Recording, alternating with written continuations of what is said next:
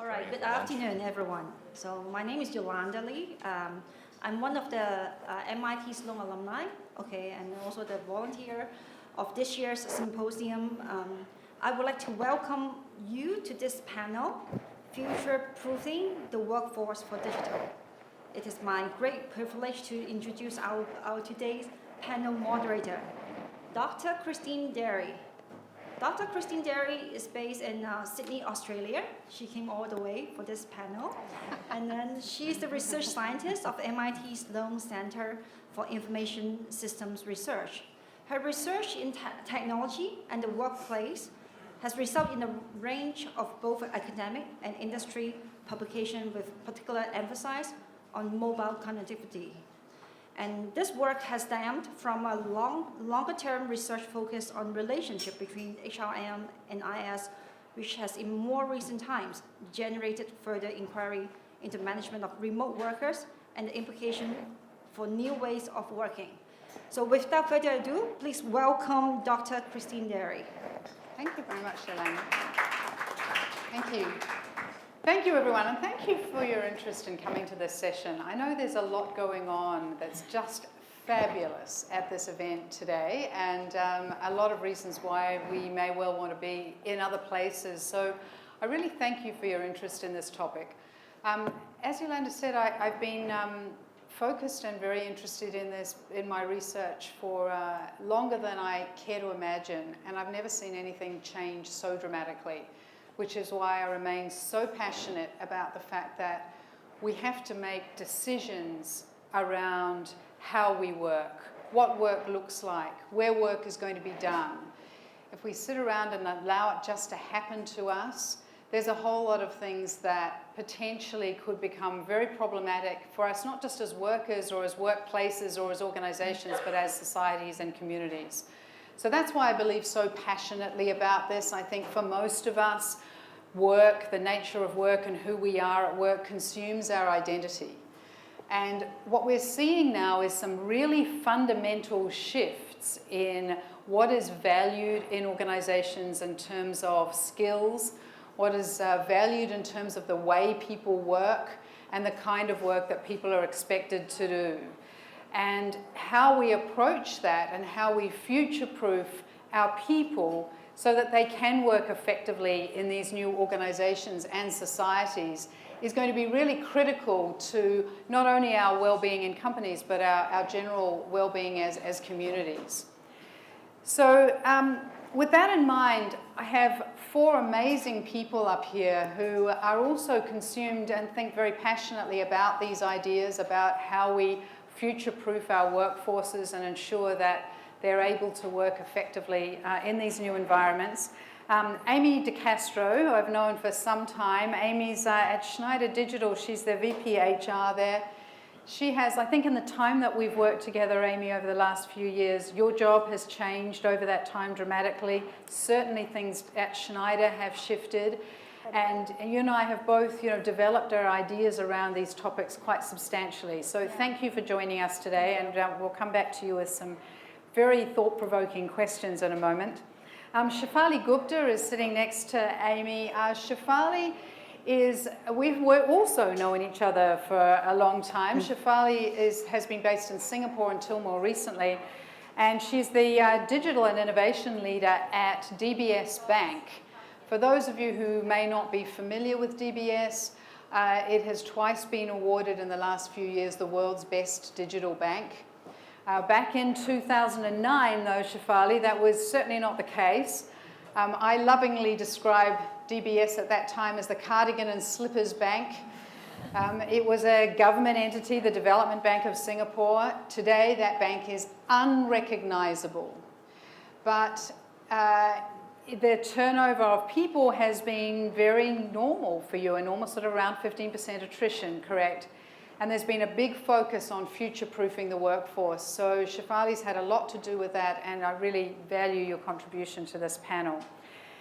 Michael is next, and Michael, you and I have only met recently, but you are from a very interesting and innovative, mature startup. Would we refer to it as that still, Michael? Yeah, at about 1,000 people, I guess you'd call it mature startup. Yeah, maybe a little more than that. I just referred to a mature startup as a company that was a startup that was more than 2 people. So I think you're a lot more than that. Digitally born. We'll go with digitally born. But Michael's business certainly has a lot to do with understanding how people work, the nature of work, and I know he will have a lot to contribute to this discussion from the perspective of a company that is digitally born and therefore has a very different kind of workforce than the types of workforces at both DBS and Schneider, and also at State Street. And welcome, Natalie. Natalie and I met just recently. My latest work has taken me into thinking about agile ways of working, new ways of working. We can call it scaled agile if you like. I think for most companies it's taking the principles of agile and thinking about how they add value and how they apply them within the unique context of their organizations. But Natalie has the role of Chief Agilist, which has to be a new position, Natalie, that has not been around for that long, right? Only about 5 years, 4 or 5 years. Right, Yes. right. And she has played a leading role in the changes that have happened at State Street and understanding the impact that that's had on people and how you future-proof people to be able to work more effectively in those types of environments. So thanks, Natalie, and welcome to the panel. I'm going to start today actually with Amy. Amy, I wanted to ask you about, we hear all the time about we're going to build a digital mindset, right? We're going to create this new way of thinking in our organization. What does that mean? How do you interpret that in Schneider? And give us your thoughts on what you're doing around this thing called mindset, which seems quite nebulous to me still. Sure, and so many people have their own definition of it, so this is mine. So I think we've come a long way. With Schneider, 3 years ago, we may have defined digital as millennial, right? Because we didn't really know what it really meant. Then it was digitally native. And then it was, well, someone who's agile, right? That mindset. What we decided to do was really rally around what is Schneider Electric going to define digital as? Let's have a baseline. Let's have a starting point. So what we looked at was technology and behavior. So really looking at both of those as you define a digital talent. So who are those trailblazers? Who are those adopters of technology? But then also who has that flexible mindset, that ability to disrupt, the ability to influence groups of people, right? So the way I would define digital is really that passion for technology and innovation, but also that mindset to bring the organization along with you. And one of the things that we did, a group of my colleagues actually initiated it, and I was able to be the benefit of some great work initially, is we created what we call digital citizenship. So what we said is at Schneider Electric, we want to really move the needle on digital as it relates to our employee base, but how do you start when there's so many different definitions? So we gave our organization a definition. We have personas, and we start with digital citizen, so basic, intermediate, advanced, and expert. And then we have this category called disruptor, which is kind of this special group of technical experts that really kind of disrupt us, right? And that's where we started. We embedded it into our talent review. So now we're speaking the same language. And it's really this idea that it is innovation, technology forward, trailblazing, but then also that behavior piece. So that's how we define digital. So how does it feel if I'm somebody who has worked at Schneider for 20 odd years, I am really good at what I do, it's been a command and control type environment, and I have huge skills that I bring, and suddenly those skills are being turned upside down because I'm being told I'm going to be measured by my digital mindset. Yeah. Well, how does it feel? What do you do with that? It's super uncomfortable, Yeah. right? Some people, a small percentage, embrace it and jump in, and we certainly have those people that say, I'm in. So people that have been with us in a similar role for 25 years are some of our strongest trailblazers. But you also do have a part of your population that's stuck, and that has been in a traditional role, maybe the same role for 20 plus years. And it's hard to move the needle on a lot of that. Yeah. So yeah, and unfortunately, with any kind of transformation, there comes that decision that you make as an organization to say who's on board and who's not. And it's okay if you're not. If this isn't comfortable for you, if you're not comfortable with this ambiguity and chaos, then it's okay. We'll help you transition. And that's really the way we've managed Right. You've done a lot of work on this at DBS, Yes. Shefali.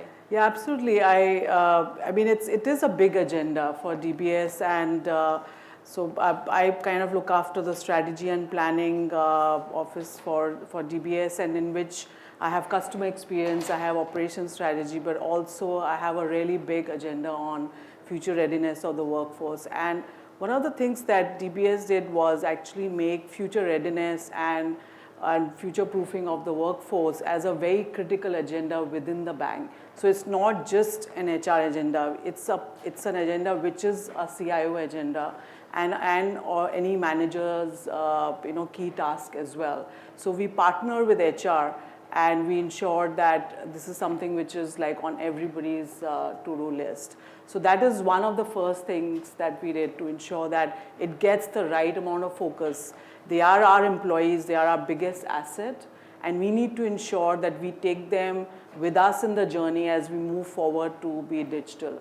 And digital just doesn't mean improving your technology and going to more and more applications and moving from legacy to new operating system. It also means taking every single employee, we have 24,000 employees, taking every single employee in the journey, keeping them with you and ensure that they have the skills which will keep them future ready. And not just as an employee for DBS, but even if when they are on their own or doing something else or working in any other organization, they should still have skills which let them remain in the workforce and hence contribute to a sustainable world. Yeah, you had a very unique way of shifting what a lot of people call the frozen middle. The middle level managers who are quite understandably very wedded to their skills and their ways of working. Do you want to talk about the hackathons and how you did that? Yeah. So I mean, I am sitting in an institute which is very known for innovation and driving curiosity, but we all know that many of us are in organizations where we were people who stopped studying or learning the moment we finished college. But now the concept is that you learn every single day of your life, irrespective of how old you are or what you're doing. So that's what we started off with. One is, how do you build curiosity in somebody who's already like in their late 50s or 40s or 60s, and then they feel they've got all the knowledge that they need to take them forward. So building curiosity and doing different kind of experiments to see what works. So me and my team, we actually ran 54 experiments across the company to see what works, what does make people more curious, and what will make them learn and keep learning more and more. And of course, some failed and some went well. And the ones which were successful are something which are getting repeated and going to a larger scale. But it's been an amazing learning journey for us. Yeah, yeah. You've done a lot of work at State Street about learning to learn and learning to be agile and creating this curiosity about new ways of working. Do you want to explore that a little further? Absolutely, Natalie? absolutely. So definitely incentives drive behavior. And so if you set proper incentives, you will start seeing that culture change and shift. And providing those employees, as you mentioned, who've been at the bank or at the company for over 20 years, who feel very comfortable, confident, a new opportunity to learn a new skill set, to have potentially a new career path. And that makes them feel safe. And that lets them open their minds and try something new. And the culture of culture of experimenting opens that safety net and curiosity. So what we did is Agile transformation started, as most of the time within corporations, in IT organization and IT departments. We put our population through education and training on what it means to work in a different agile way. And there was a lot of curiosity outside of IT, because as part of working together, you need to bring business as your partner in the form of product owner, and so that they can see what happens when you build new applications and new software, so you can have trust. And so once they learned this new way and those new concepts, all of a sudden we had a large population of people from the business side, operations side, legal, marketing, reaching out and saying, oh, this is interesting. We'd like to learn more about it, and maybe we can change the way we work because we see benefits of it. So Yeah, most definitely. I mean, showing that vision and showing the benefits is enormously important. And I know you've done some work around sort of sharing ideas and expanding knowledge and getting people to understand how things can look differently. Michael, do you want to sort of expand a little on some of those things? I would say we have a slightly different problem, right? As a company, Liferay has been around for less than 15 years, right? So compared to State Street, DBS, I mean, you guys have been around much richer history. And for us, our workforce, the average age is about, I would say maybe late 30s. Yeah. So they're very much already ingrained in technology and so on. The challenge for us right now is actually having these folks realize that, hey, Agile is not about throw all caution into the wind. There's no controls and those types of things. It's actually about, we want to be able to evolve. We want to be able to quickly change, but I need to know what it is I need to change. I need to know where my failures are, where my successes are, and so on. And actually, earlier this year, we ended up hiring a new VP of People, primarily because we realized that we've been growing so quickly that we haven't really put in the right help for our employees to be able to kind of teach them. Because again, a lot of these folks don't have the 10, 15 years of management experience of understanding how to actually measure businesses and how to really push forward and drive. And so for us, it's about kind of merging, in a way, kind of quote unquote old school controls, if you will, with how we're used to running, where we're just kind of throwing caution in the wind and just pushing forward. Right. So this must require you to establish some sort of vision and understanding of why you're trying to do this. Otherwise, you're going to get a whole lot of people who have been used to working in a very loose and inspiring way, who suddenly have to go, oh, I've got some things, some roadmaps here that I have to follow. Yeah, How do you do and that? at the end, we always draw it back to our core mission, right? So for us, our core mission of being able to take technology and apply that to, empower individuals and empower organizations to kind of do good. And that vision statement has been there since our founding. And so with that, we're not necessarily changing our mission, nor are we changing we're just simply adjusting how we need to get there. And I think that's that message to our employees that, we're still, at the end of the day, we're still trying to hit the same goal. But all we're simply doing is giving them more tools and more coaching and training to get there. Yeah. And some of these things are, how do we best establish career paths? We're a very flat organization, right? I think, between myself and our junior engineers, there's maybe 4 levels, tops.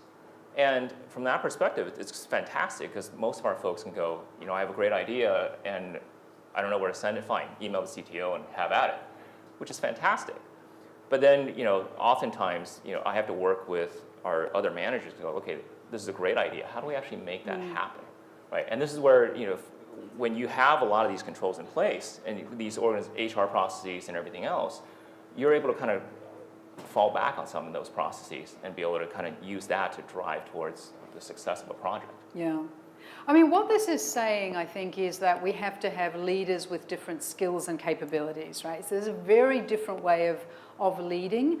And I think we talk about that in these sort of quite nebulous terms. But I'd like us to explore that a little more in terms of what it looks like now to be a leader in your organizations, to be able to effectively enact some of these future-proofing of the workforce. Do you want to start with that, Shefali? Because you've done a lot of work at DBS on this. Yeah, so this was one of the, at research when we did, this was one of the things which came out that actually people want to learn from their own colleagues, peers, or maybe bosses.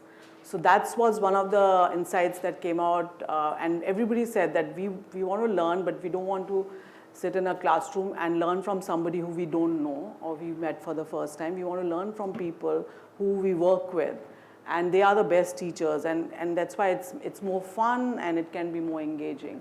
So this concept of peer-to-peer learning is something we dwelled a lot on, And then that's what we've kind of made that into like our mantra, where every leader must teach. So we have this concept called Back to School, where it's like a week-long event where there are classes every hour, like like these, and the teachers are internal people. They are people who are subject matter experts. There are leaders. They could be not very senior but really good in some area, and they teach, and the employees can go to any class they want.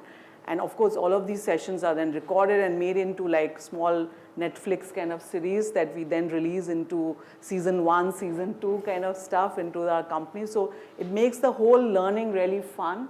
And it also, it's also engages the teachers. I literally have a wait list for people who want to teach. We were like taken up by surprise. People who've never taught in their life were stood in a class and they delivered such amazing sessions.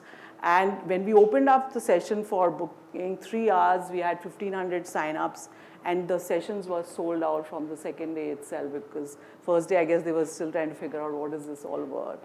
So that's one of the area which has been a huge success, and now we are encouraging the leaders to teach and coach on a day-to-day learning embedded into your workplace, but also ensure that you are seen as somebody who can stand up and with a chalk or with a pen and just be able to teach something to your colleagues and friends in the office. I would say too, you talk a lot, and you'll speak about it, Natalie, as you launch things like Agile, right, where you're preparing the workforce to fail fast and disrupt and try things, right? So I think as a leader, creating that psychological safety within your team to fail and it be okay, right? So I think that's one of the things we're trying to build. And you talk about people who have been in roles for 20 years that we're now challenging to be different. And that's really hard to do if you don't feel like you've got, a bit of a cushion behind you, where if you do fall, we're there to push you back up, right? So we have created around leadership some core values and some leadership values to kind of drive our leaders and our managers to be creating that environment where it's okay to try something new and maybe learn something different after 20 years. We're here to catch you if you fall. And I think that's really important as we move fast and become more digital. Yeah, what does it mean to catch you when you fall, though? What would that look like if I was a leader at Schneider and one of my people was struggling? Yeah, so we have within our talent management strategy, we really want to try to identify talent quickly, move them through the organization, put them in stretch roles, but allow them to fail. And if it doesn't work, pull them back, maybe put them in a role half that size, right? So that's an example of what it might look like. We see that you've got this level of competency or leadership ability. Let's stretch you. Let's really put you in a strategic, critical role. But if it doesn't work, that's fine. We'll pull you back. We'll put you in something maybe a little bit different. So that's an example. Yeah. The other example I might give is, we're doing some work around upskilling our IT organization around ITIL as an example. Some people raised their hands, right, that had been legacy infrastructure architects or business analysts that said, okay, I'll try it, right? But you know what? If they don't grasp it, if they don't love it, it's okay. That's fine. We'll reposition you into something that you might have a little bit more passion for. Interesting. I love this idea that organizations are becoming more teaching places and supportive learning environments, because I don't think we've really ever been able to embrace that in the past. But part of this is being able to share some of the learnings when things do go wrong, or when we do learn a new skill, or how are you dealing with that? Do you other two want to comment on that, this sort of idea of how do we effectively share knowledge? I don't think we've ever really got our heads around that, even though we've talked about it for a long time in organizations. So one of the things that we do is, from the engineering perspective, we run Agile. So, we do 2-week iterations. We have retrospectives within the product teams and so on. And we've kind of taken that concept and applied it to some of our other business units in a way. So, for example, global support, subscription services for us, they run every 2 weeks. They go back and review their CSAT. They review how did the teams perform in actually closing customer support tickets, troubleshooting, resolution, those types of things. And we also facilitated having coaches in place there. These are folks who've led support teams in the past, and we've taken them out of those leadership roles to serve as a coach because we realize they can teach better. And some of these folks, they're not there to say, why aren't you meeting your CSAT numbers? Or why are your ticket closure rates at only 75% instead of 90%? But it's rather like, hey, okay, you weren't able to meet those numbers. Let's dig through your data and try to better understand why you didn't meet those numbers, and let's fine-tune it for that next sprint. Yeah. Right, so we're kind of taking some cross-group or cross-business unit disciplines. Yeah, interesting. And you would be seeing this in Agile. What I'm hearing in Agile is, our people are telling us on a regular basis when they don't have the things that they need to succeed, when they are really struggling to move forward in a particular way where there are roadblocks, and we're giving them the support to be able to do that in real time. Is that what you're seeing at State Street? Absolutely. So from Agile perspective, teams have daily stand-ups, and they able to explain what they've completed from yesterday, what they're planning to do today, and if there are any blocks, impediments, or issues that prevent them from moving forward.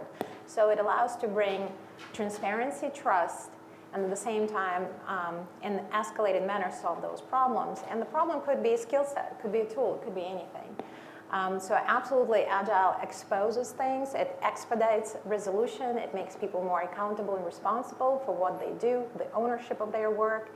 And in terms of education at State Street, so they've developed a number of programs to identify potential talent and to put them through a leadership course, class, shadowing, training. And so this is something that wasn't done before, and it was assumed that if you work for a company for a long time, all of a sudden you go through over a certain period of time, you get promoted and you reach a certain level of management, but does it mean you're a good leader, right? Yeah. Also from the IT perspective, a lot of times people get promoted who are really, really good engineers, but doesn't mean they're going to be a good leader again.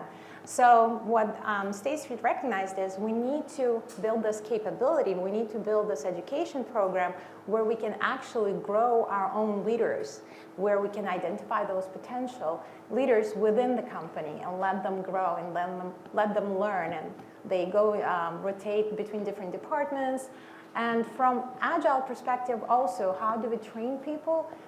And how do we know that if they try something and it didn't quite work out, they feel safe? So there is a concept of cross-functionality, cross-functional teams, being able to step into each other's shoes, feel like a team, help each other, but at the same time, you learn that new skill set. You have exposure, and your team will help you. If you're struggling, they'll give you that knowledge. So that cross-functionality brings and shares the knowledge amongst people.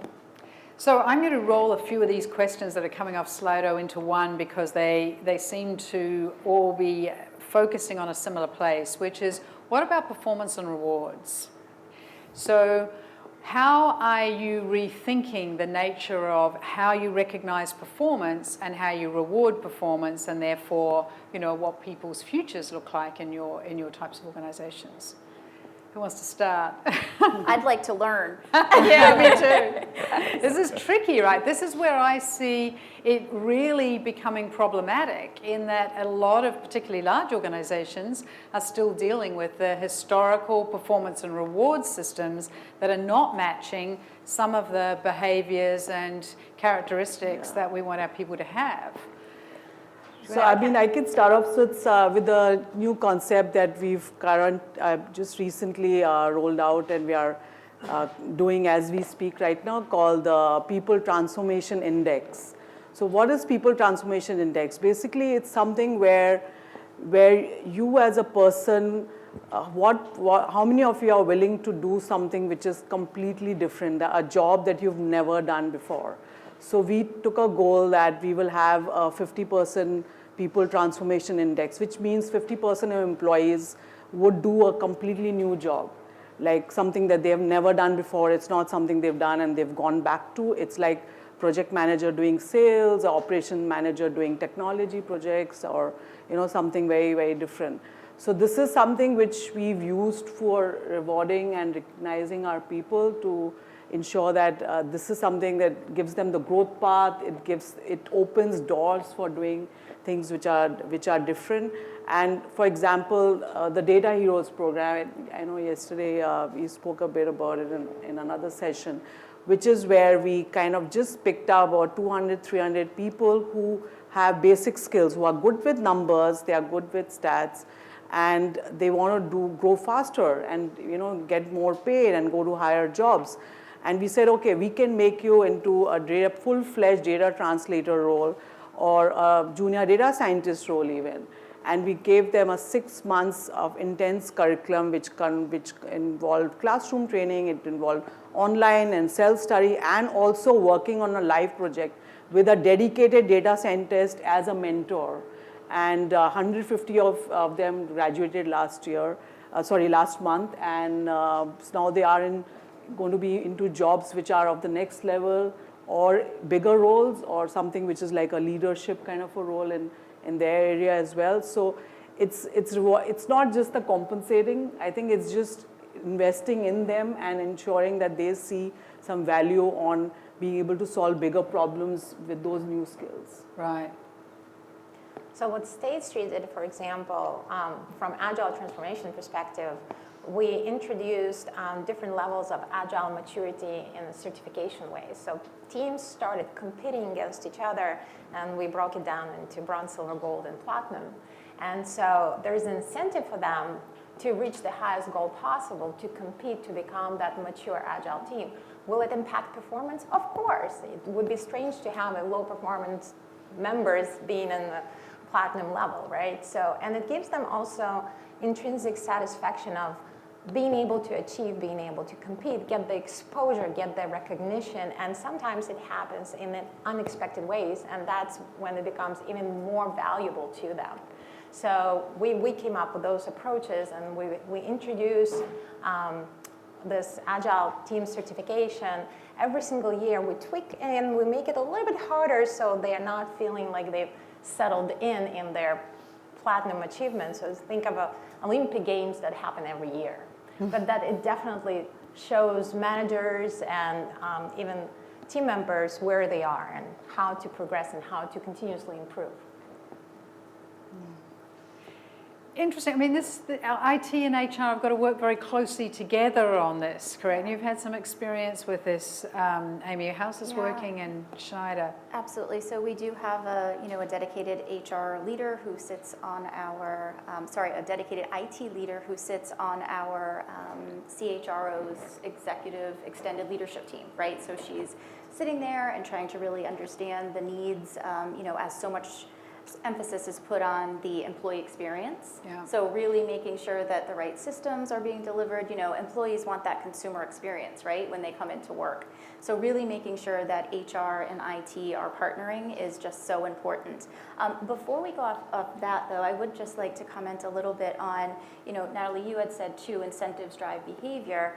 One of the things we are doing, which I think is important to mention, as you're all on your journey, is, we are looking at behavior because we know it's so important to really driving that digital transformation. That is now part of our annual talent or performance review, right? So not only are you measured on the goals that you are setting, that we're setting for you, but a portion is also measured on how are you living the values and the leadership behaviors, right? So trying to just slowly shift the way we are evaluating and incentivizing our workforce. So, right, these are hard things to measure.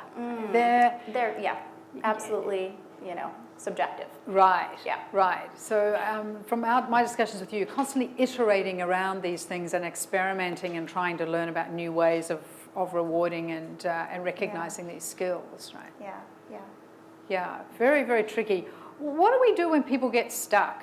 What do we do when you actually are struggling to move somebody from that old way of working? They're not prepared to engage in learning new skills. They just think that, I've been a banker, or I'm always going to be a banker, and this is how banking's done. I'm giving an example. What do you do? I mean, there are always roles which require their experience, for example, compliance. And there are lots of roles which actually require that way of thinking. Like even we still have to do reconciliation in a bank. We still have to ensure that we are meeting all the regulatory requirements. So there are roles which are available, but there are some very interesting slight difference in roles which have come up. For example, somebody who's been in customer service, like a teller. So a teller in a bank was always somebody who was always there. You enter a branch and there were tellers, and now you have a lot of automated tellers, machines, and you have automated virtual tellers as well. So what is it? So many of them are amazing at chatting. So now they move to social media chatting with our customers, because now most of our customers want to chat with us on Facebook and Messenger and LinkedIn and everything else, and they've been really good at it. So we do have like somebody who's whatever in their 60s and 50s, and they are amazing at dealing with customers, and their service has then slightly been tweaked into a function where they still do what they do, but they learn something new and giving amazing service to the customers. That's great. I love that. What we found is people are afraid of unknown. So the transitioning to other jobs is that uncertainty. And we've introduced, as part of that Agile education program, experiential learning. So when you take an Agile class, you're not going to look at the deck of slides. You're going to experience what it means to be a Scrum Master, what it means to be a product owner. Mm-hmm. And a lot of people, even in their mature age, all of a sudden they perk up and say, oh my God, I want to be a Scrum Master. I want to learn what it means. And so they need to try it and see where they fit in. And a lot of times those guardrails come down and they try. Yeah. Yeah. And we've got a whole lot of new metrics now, Michael, too. Do you want to comment on, how those metrics are changing and how, because there's some issues around gathering the data that form some of these metrics. We've got a whole lot of issues just because we can, should we? AI in the workplace, thinking about, how we're tracking people, how we're measuring their behaviors in the workforce, and how we're using some of those things to create new metrics about performance. On our side, on the subscription side of the business, it's very process-oriented. It's customer support. It's really focused around how do I measure interaction times, those types of things. And for a younger employee who's not used to some of that, and they kind of look at it and go, wait a minute, you want to know everything I do? There's some privacy concerns and all these different things. What we try to do is we tie them back into sort of teaching them a better understanding of kind of the business goals. There are certain things like, there's a lot of data out there today. Most of our folks, they use GitHub, they use all these different tools that has already logged date stamps and everything else. So we're able to actually mine a lot of this existing data just based on their activities already. So we're not necessarily going like, hey, I want you to clock in and out every time you go and touch a piece of source code or go and open a customer ticket and so on. So I think a lot of the metrics that we're talking about is not necessarily as intrusive, and it's more about there's a lot of system timestamps and those types of things. That's been more helpful for us. The other piece is that as our staff is starting to understand and look at the business in a kind of more of a statistical or mathematical mind, they themselves are kind of going, wait, this would be really helpful for me if I actually knew certain types of metrics behind the scenes. Like, for example, if how long did it take for a code review? I'm sitting here waiting for code reviews to come in from my chief engineer, and it's taken me 10 days. Well, I don't want to, when I go back and raise improvements with my management, it's like, hey, I need you to be able to, here's the data that says you're causing me bottlenecks. How can we improve this? Right? So they themselves are valuing the data as well. Yeah. Interesting. Anyone else want to comment on data and how you're using that to manage people effectively? There are some tricky issues around this. I mean, from an Agile perspective, if we look at Scrum, for example, it's a highly disciplined approach where you break down complexity and decompose it in something incremental and small, and there you are able to achieve and see results every 2 weeks. So there is a lot of data that you can collect over that 2-week period. You can collect the velocity, how fast the team is able to complete the work. You can collect data around quality, how many defects, defect lineage going from one environment to the next. You can collect the information around cycle of time. How long does it take to do the CI/CD if it's automated or not automated? So you do collect a lot of information.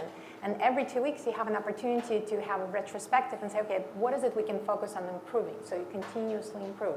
There are ways to measure how teams operate. Now, when you look at individuals within teams, that's when it becomes tricky because they are part of something bigger.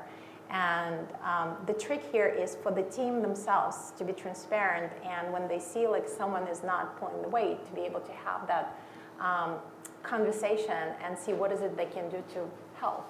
And so, I'm fortunate enough to have a few trailblazers within my HR team. So we have partnered very closely with IT, and more recently have launched something that we call the Talent Insights Portal, which is really our opportunity to grab and organize all that data within our current Talent Link or Oracle platform.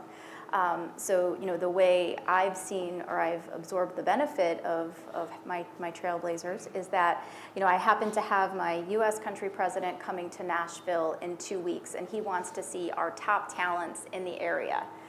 2 years ago, it would have taken me weeks. It would have taken me 10 phone calls. It would have taken me going through digital files. In less than a minute, we were able to identify that we have about 60 people, right? So, just like that. And it was a matter of a couple of people taking a risk, being willing to disrupt, look at how we, previously have done things, and just challenged, right? And used our data in a way that you've now made the HR organization more efficient than I could have ever imagined. And it's interesting too, because as much as we're evolving our leader and our technical group to be more soft skill focused, right? We're also now asking the HR team to become more data focused, right? So it's really that blend. If you're on one side, you're becoming, better on the softer side. If you're on the softer side, you're becoming better on the data side. So it's an interesting dynamic. Yeah, I agree. And I think this is, where the world of work is changing. And I want to bring us back to that a little bit about actually thinking about how work is done and the work itself. There's been a lot of discussion over the years, and I think probably everybody in this room has experimented and is probably engaged in more flexible ways of working.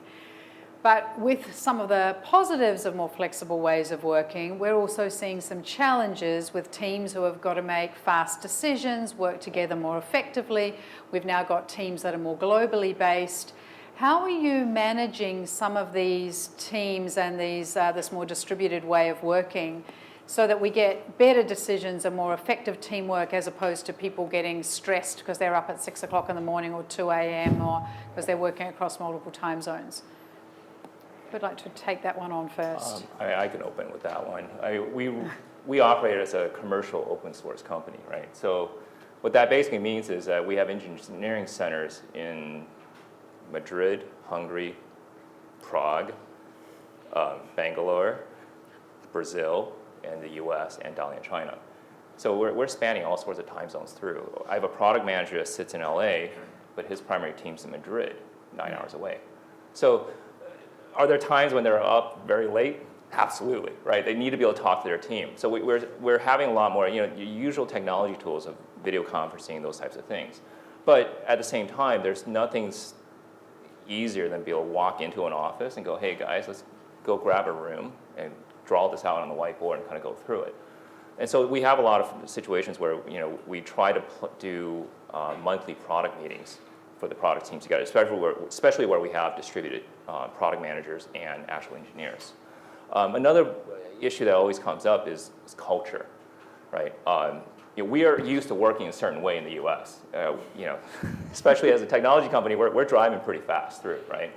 Whereas if I'm in India or if I'm in, even in Spain for that matter, it's a more hierarchical type of organization. And so they're not as used to be able to say, you know what, I don't really like the way this is going, or I have a major question on whether this product is going to go the right direction or implement it correctly.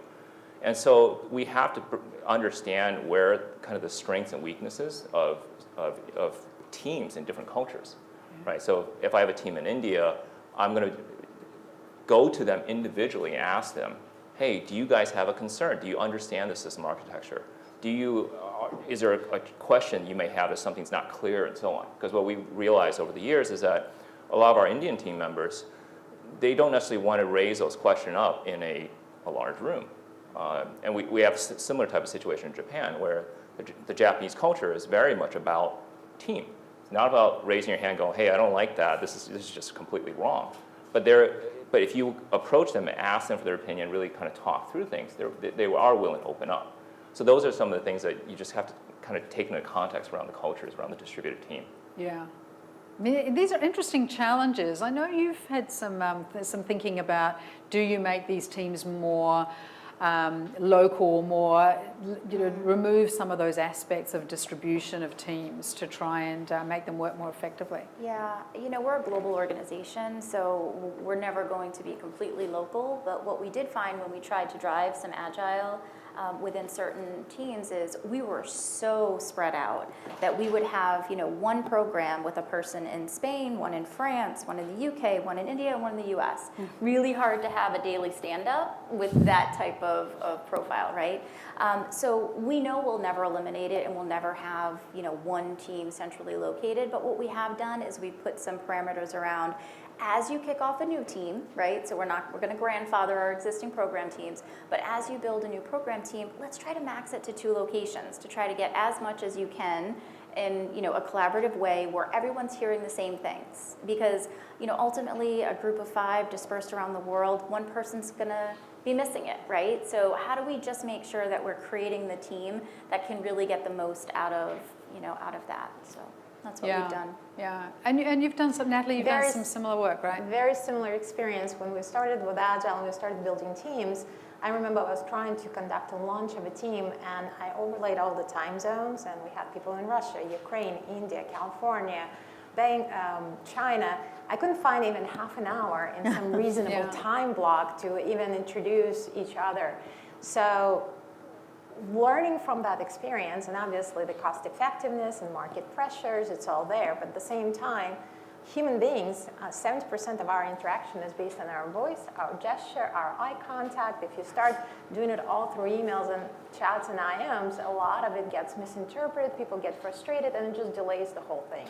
So how do you balance all of that? As you mentioned, we also said with every new project, when we launch a team, we should sit down and think, where are our team members and where is the opportunity to do this cross-training? Because a lot of times I heard managers say, oh, no, we have to have people in, let's say, New York because they are the subject matter experts. We don't have anyone in India who knows that piece. I said, well, for the next time, be proactive. Let's do some cross-knowledge, cross-training. And then so next time you can have the entire team, let's say in China, and you can have that representative from the product owner, we call it area or local product owner, so that you can cut time on time zones and time delays. So the product owner went over to China for 2-3 weeks, met the team, did the knowledge transfer, and believe me, the velocity, the productivity, the level of happiness, the delivery to the customer went through the roof. And so once we experimented, once we kind of showed the example of what we were talking about, it picked up. And before we knew it, we had over 50 teams in China, and then now we're building those teams, co-located teams in India. So the co-location is important. It could be in the low cost or hub locations, but you still need to bring people together. Yeah. I mean, I think these are the things that we're now starting to really experiment with rather than the cookie cutter approaches that we've had in the last few years that say, we've all got to be agile and we've all got to, work in more flexible ways. And now we're starting to understand a little more of the nuances of what that looks like and what we need to provision for people and support we need to give them to make that work more effectively. So it's really interesting and I think encouraging to see some of these experiments taking place and companies learning. Shefali, do you want to take us a little further in that direction? I'm going to ask you to address the question about scaling. So, we've talked about this, about how do we scale to get this sustainable organizational wide approach to building this future-proofed workforce. Right. How do we go about doing that? And what are some of the biggest stumbling blocks? Where do we start? Okay, that's a big question, but just if I were to just in a very brief way look at it as like your overall organization or your own teams. If any of you are having your own team, you can do it at a team level. Learning or future-proofing strategy, it starts with first understanding what are future skills And of course, there's lots of work that's been done in this area, like what are the skills that are needed for the future. And I think maybe even in MIT, there are a lot of discussions which are happening on that. So just look at 4 or 5 of them. Of course, data, agile, human-centered design. These are some of those, but you could make a list of 5 or 6. Start with that. Okay, what is it that you want your employees to know?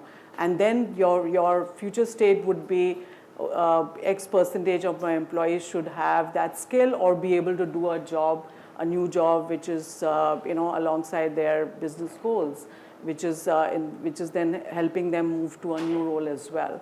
So once you have those 2 in place, then looking at different experiments and scaling it through peer-to-peer learning, ensuring that giving the chance for your own employees to teach and ensure that that's spread across. That's something that's we've really used a lot. Mobile learning has become quite critical as well. As you see, all the millennials, they want to be on their mobile. So getting them into this, instead of watching one season of Netflix, you make a learning season on agile or one on blockchain. And that's how we kind of rolled out small capsules of knowledge for the millennials to work in. So it's a combination of mobile learning, a combination of learning from your peers, and a lot of support from your leaders. That's what helps in scaling. And actually believing that I'm going to train my people and my organization's people are really relevant to me, and I want to ensure that they kind of stay with me in my journey towards digital. I think that belief, that's like the overarching statement, I would say. And at DBS, you've got a program called Digify, Yes, right, which is digital for you.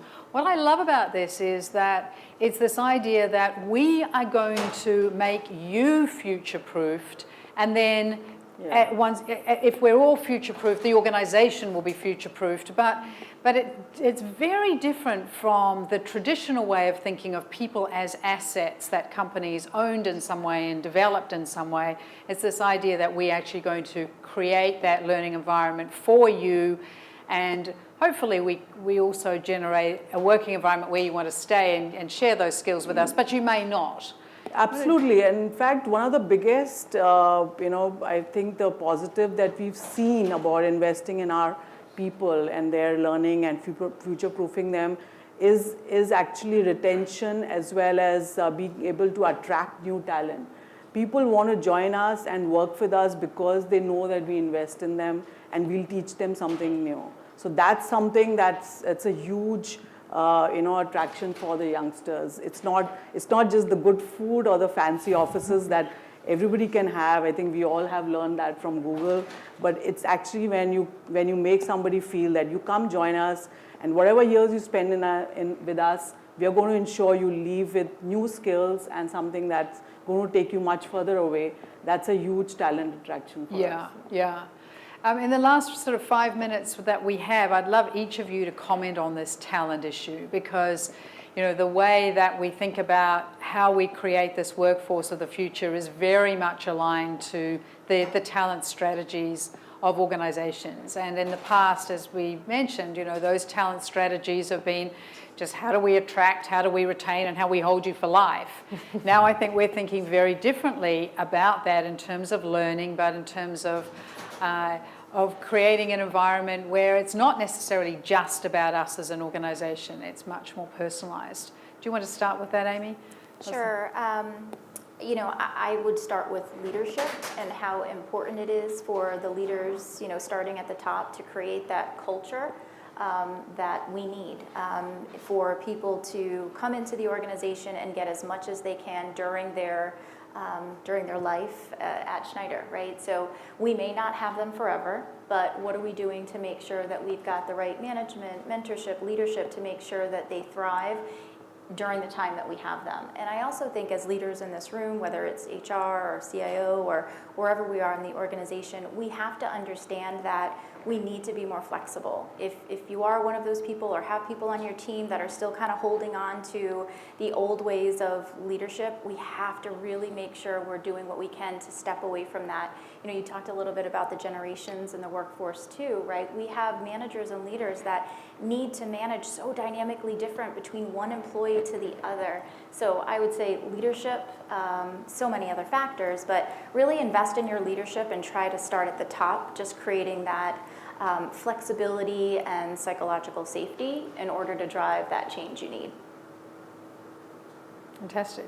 Do you want to comment, Michael? Yeah, for us, I think it's, we spend a lot of time hiring engineers, right? There's always a limited supply of engineers. So one of the things that we try to do is we look for those that are outside of the typical pool of folks that you may want to go and recruit.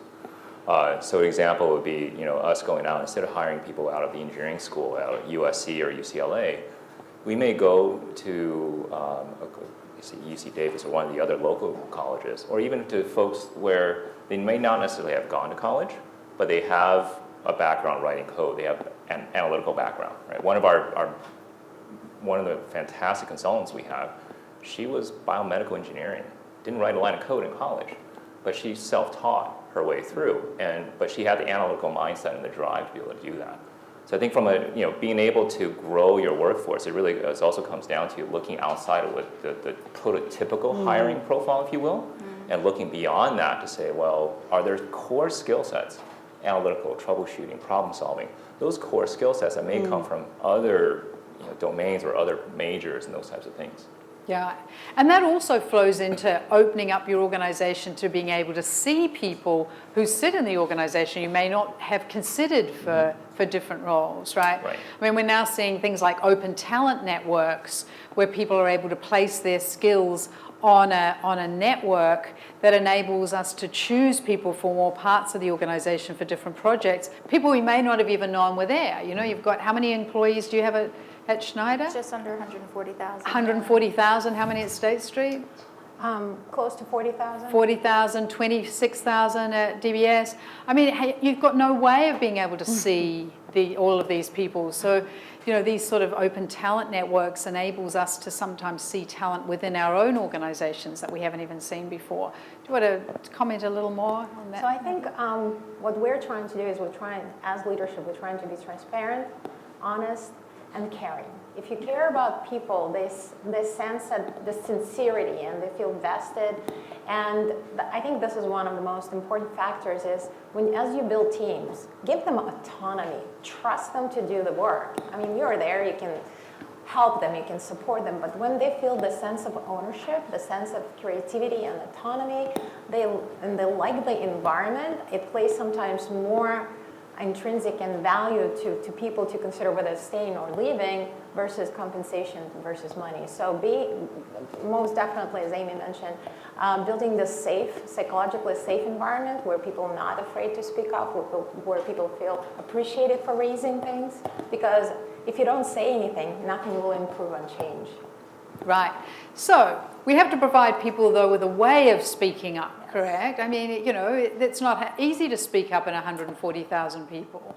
How do you do that? How do you create these safe channels for people to raise these issues about maybe they don't have the right skills, maybe they're feeling afraid of what's happening, maybe things aren't working out so well for them, maybe things that a company is doing is not creating a great employee experience for them. How do you do that safely? So I'm just going to point out that I was blown away that in the recent town hall from our CEO, he was emphasizing that when he meets with his directs, he says, what is it I can do differently to help you? And so that kind of phrase invites feedback, right? How can I help you? Because if I make you successful, you obviously will make me successful. It goes both ways. And so the emphasis on how we can learn from you, not just you learning from your manager. So again, it goes both ways, from your peers, from your reports, from your managers. And at the same time, I noticed on my work mobile telephone, there's this new app says, speak up. That's technology, right? You can do it this way as well. So many different options. Yeah. Well, on our side, we still have the managers in our support services groups and so on, but it's also around the coaching aspect. So folks who aren't necessarily, that manager-employee relationship, but rather somebody that's kind of understands your line of business, can help coach you through things. So at that point, then folks are more likely to raise, like, hey, I have a concern in a certain area, or how can I improve and work through that. Right. And DBS, you ask Payush platforms and... Yeah, we have that, I mean, where you can write directly to the CEO, tell Piyush. It's not ask, it's more like tell Payush. Yeah, so that's something that's nice. But we also similarly have a managers program called Moments That Matter, where we basically teach our managers to manage those important moments. When somebody approaches you with maybe a personal issue or something that they are facing, how is it that you can really make their impact and make that moment make that moment matter, basically. Yeah. So that's something that we are doing. I love that idea, moments that matter. Yeah, That's a lovely very idea. successful program that we launched last year. Yeah, fantastic. Amy, at Schneider, how do you create that voice, that opportunity? I'm going to keep going back to leadership Yeah. and transparency and Okay. making it an open opportunity for people to try and fail and try and fail. Something we did maybe a year ago, arguably successful, is we launched something on our social platform, What's Your Bold Idea, right? And we had people submit some things, and a couple projects took off, but that was our way of kind of opening up that idea that ideas can come from everywhere, right? Yeah. It doesn't need to come from the top down, it can come from the middle up, so. Okay. So, some wonderful ideas from my panelists. Thank you so much for your time today. It's been really invaluable. None of this is easy. Everyone's wrestling with it. But the more we can share ideas, conduct experiments, learn from each other, then I think the better place we will all be to be able to future-proof our people and our workforce, and therefore our community and society for the future that we're all heading into. So thank you so much. Please join with me to thank my panelists. Thank you. Thank you.